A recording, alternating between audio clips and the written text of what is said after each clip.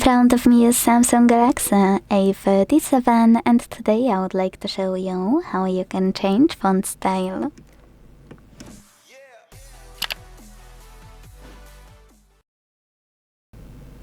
First of all, you need to open Settings and scroll to click on Display.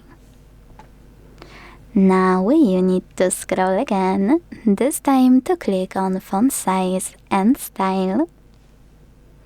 Go into Font Style and tap on any of those to apply it. When you finished, just go back and enjoy your new style. If you want to pick something else, you can always go back to the same section in your settings. Choose Download Fonts. Hit Continue and tap on one of those buttons next to font style you wanna download. You can also click on it and choose Install. When it's downloading, go back. Then when it's ready, go back to the list and apply it by clicking on it.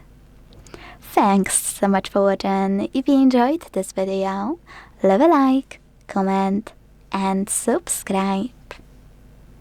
Bye!